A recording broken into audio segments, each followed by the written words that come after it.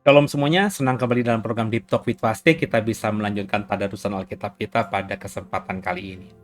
Dan sebelum kita mulai, saya mengajak semua untuk satu hati kita berdoa. Bapa yang baik, terima kasih buat hari ini. Dan kami mau melanjutkan tadarusan Alkitab kami. Berharap sungguh Roh Kudus memberkati kami, memberikan urapannya, remanya, sehingga ayat-ayat yang kami baca, kami bisa mengerti dan semakin mengenal Tuhan dengan sungguh. Jangan satupun kami yang kau lalui, kami siap diberkati. Haleluya. Bapak Ibu, sambil kita siapkan diri kita untuk bertadarusan, sejenak kita mengambil waktu untuk memuji dan menyembah Tuhan terlebih dahulu. Penyertaan-Mu Tuhan, segalanya bagiku. Hadir-Mu di hidupku, terutama bagiku. Penyertaan-Mu Tuhan, segalanya bagiku. Hadir-Mu di hidupku, terutama bagiku. Anugerah-Mu, anugerah-Mu, semua karena anugerah-Mu, bukan karena kekuatanku. Anugerah-Mu, anugerah-Mu Tuhan, kasih dan sayang-Mu sumber kekuatan bagiku. Mari sama-sama kembali saudara. Penyertaan-Mu Tuhan, segalanya bagiku. Hadir-Mu di hidupku, terutama bagiku. Penyertaan-Mu Tuhan, segalanya bagiku. Hadir-Mu di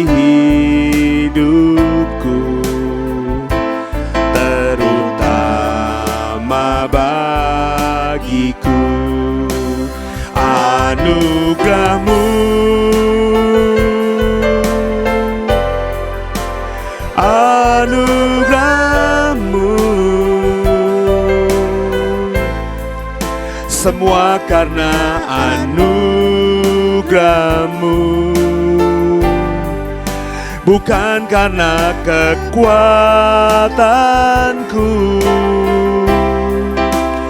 Anugerah-Mu, anugerah-Mu Tuhan, kasih dan sayang-Ku, sumber kekuatan bagiku.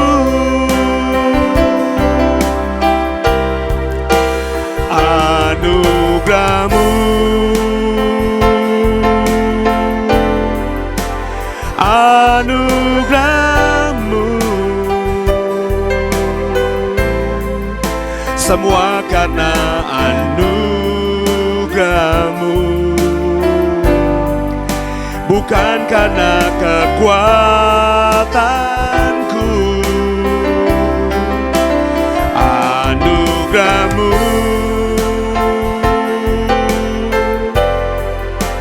anugerah-Mu Tuhan, kasih dan sayang-Mu, sumber kekuatan bagiku.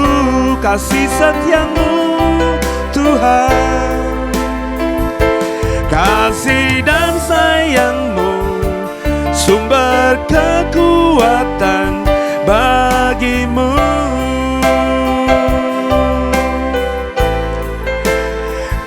Kasih dan sayang-Mu, sumber kekuatan bagiku. Haleluya. Mari sembah dia Tuhan. Sembah Tuhan. Haleluya. Kami memuji-Mu, kami mau menyembah-Mu. Haleluya. Terpujilah nama-Mu Tuhan. Anugerah-Mu Tuhan atas kami bersyukur buat segala kemurahan-Mu. Haleluya. Terpujilah nama-Mu. Tiada yang seperti-Mu, Allah yang hidup, Allah yang perkasa, penasehat ajaib kami. Haleluya. Biar semua lutut bertelut, semua lidah menyembah-Mu Tuhan. Yesus Tuhan, Juru Selamat kami, satu-satunya Tuhan di hidup kami. Sebab tiada yang seperti-Mu. Haleluya. Anugerah-Mu, anugerah-Mu. Haleluya. Terpujilah nama Tuhan. Anugerah-Mu, semua karena anugerah-Mu. Katakan bukan karena kekuatanku, kekuatanku. Haleluya. Anugerah-Mu, anugerah-Mu Tuhan, kasih dan sayang-Mu, sumber kekuatan bagiku. Anugerah-Mu, anugerah-Mu,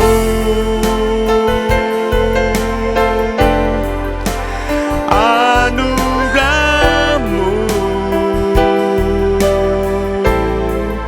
semua karena anugerah-Mu, bukan karena kekuatanku. Amin Tuhan. Anugerah-Mu,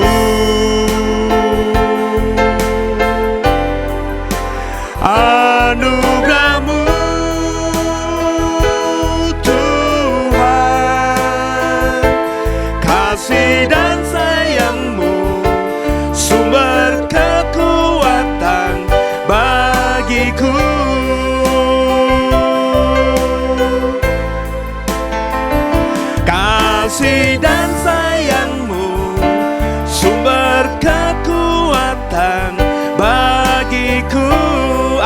Iya ya Tuhan, benar itu Tuhan. Haleluya. Kasih dan sayang-Mu sumber kekuatan bagiku. Haleluya. Semoga diberkati Tuhan.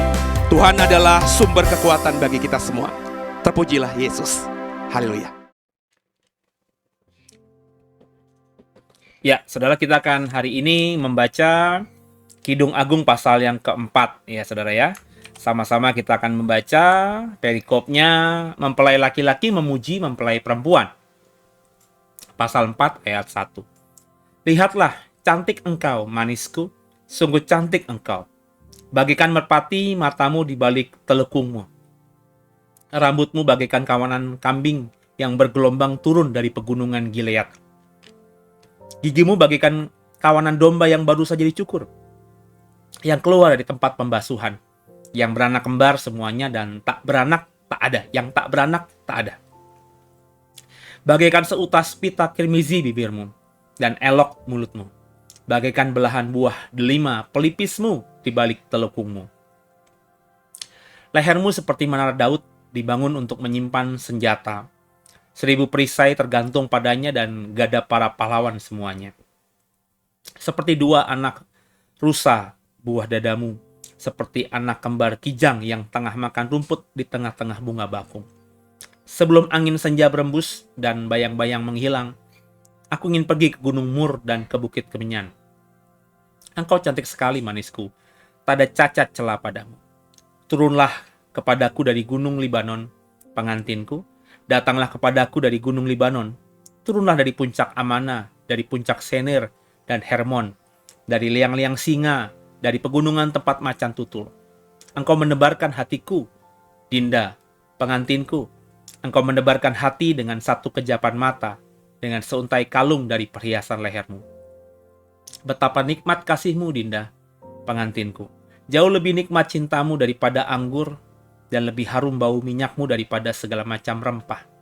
Bibirmu meneteskan madu murni, pengantinku. Madu dan susu ada di bawah lidahmu, dan bau pakaianmu seperti bau gunung Libanon. Dinda, pengantinku, kebun tertutup engkau, kebun tertutup dan mata air termatrai. Tunas-tunasmu merupakan kebun pohon-pohon delima dengan buah-buahnya yang lezat, bunga pacar dan narwastu dan kunyit, tebu dan kayu manis, dengan segala macam pohon kemenyan, mur dan gaharu, beserta berbagai rempah yang terpilih. Oh, betapa air di kebun, sumber air hidup yang mengalir dari gunung Libanon. Perikop berikutnya, kedua mempelai saling menyapa. Bangunlah hai angin utara dan marilah hai angin selatan. Bertiuplah ke kebunku supaya semerbaklah bau rempah-rempahnya. Semoga kekasihku datang ke kebunnya dan makan buah-buahnya yang lezat. Haleluya. Terpujilah nama Tuhan.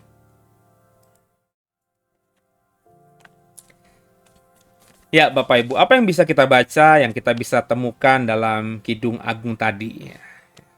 Saya coba cross-check lagi ya, Bapak Ibu ya. Kidung Agung yang barusan kita baca tadi, kalau kita membaca tadi, kayaknya ayatnya pendek-pendek semuanya ya, Bapak Ibu ya.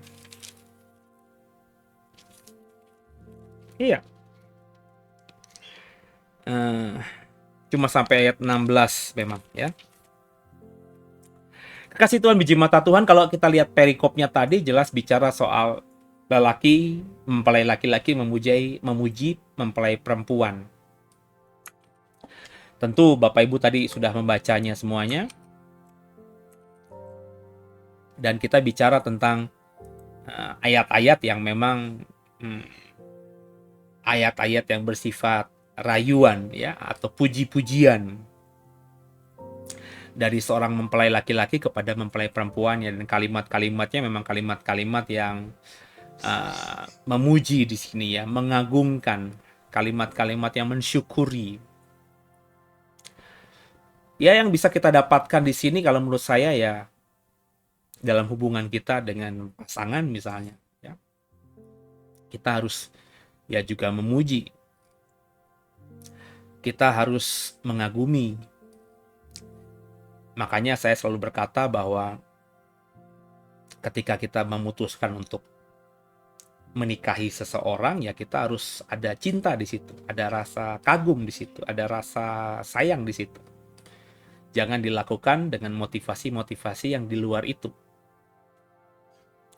Kalau kita mencintai dia, terus bonusnya karena dia memang misalnya pendidikannya bagus, di keluarga yang bagus, dari punya pekerjaan yang bagus, yaitu bagi saya bonus. Tapi jangan mencintai orang dan menikahi orang gara-gara itu semuanya. Tanpa tadi, ya, tanpa hal-hal yang menurut saya memang seringkali kita mengatakan, kah itu kan kasih eros namanya. Itu kan bukan kasih yang murni, bukan agape. Tapi kasih eros itu dalam konteks hubungan laki-laki dan perempuan, suami dan istri itu harus. Makanya kalau Bapak Ibu sudah mengikuti banyak khotbah saya selalu teraneh-aneh atau tidak bisa mengerti ketika orang yang sudah menikah puluhan tahun itu tidak lagi memiliki kasih eros kepada pasangannya, lebih kepada hanya kasih seorang kakak ke adik, kasih seorang sahabat kepada sahabatnya. Tapi nggak ada lagi cinta yang meletup itu bagi saya yang aneh. Ya meskipun kadarnya sudah berkurang dibanding ketika menikah di usia masih muda, ya, tapi mestinya itu tetap ada. Dan kalau itu mulai semakin kita sadari hilang, kita harus perbaiki. Kita harus jaga apinya supaya tetap hidup gitu, saudara. Ya. Sebaliknya juga hubungan kita dengan Tuhan juga demikian kan. Jangan sampai ketika kita sudah bertahun-tahun, belasan tahun, puluhan tahun menjadi seorang Kristen, kemudian rasa kagum kita, rasa cinta kita, rasa cinta yang bergelora, yang panas itu, kasih mula-mula itu nggak ada lagi. Itu juga sesuatu yang harus kita pertanyakan. Ya dalam pengalaman saya, ya hari-hari ini cinta saya kepada Tuhan masih meletup gitu ya. Mungkin karena punya kebiasaan terus menggali kebenaran. Mungkin karena punya kebiasaan untuk terus menggali tentang Tuhan, cari tahu tentang Tuhan. Saya tidak pernah sampai pada puas diri bahwa saya sudah mengenal Tuhan. Saya selalu tanamkan dalam pikiran saya, dalam hati saya bahwa saya sama sekali nggak kenal dia gitu. Kalaupun saya mengenal dia, saya baru mengenal setitik dari dia. Belum sama sekali sepertiga, apalagi setengahnya. Saya selalu memposisikan diri saya di hadapan Tuhan tuh seperti ya butiran garam di tengah samudra yang luas. Atau sebutir debu di tengah padang gurun Sahara.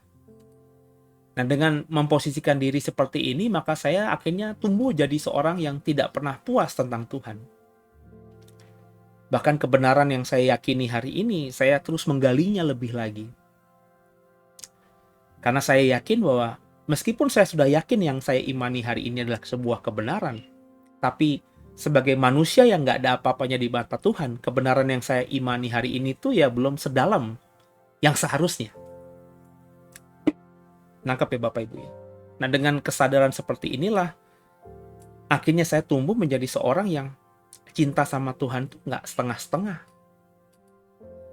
Dalam membaca Alkitab, dalam persiapan materi untuk melayani Tuhan. Dalam melayani Tuhan. Dimanapun, kemanapun, di hari apapun, saya selalu antusias. Membaca Alkitab, menggali Alkitab, itu kesukaan. Akhirnya bisa memuji Tuhan terus-menerus dengan tulus. Karena rasa kagum saya sama Tuhan itu nggak pernah berhenti. Sebab semakin saya dalami tentang dia, semakin saya haus akan dia, semakin saya merasa bahwa saya semakin dahagia gitu. Nah ini yang mestinya harus dia, ya dalam pengalaman saya tadi, Bapak Ibu juga harus alami itu. Ya, menjadi seorang yang sungguh-sungguh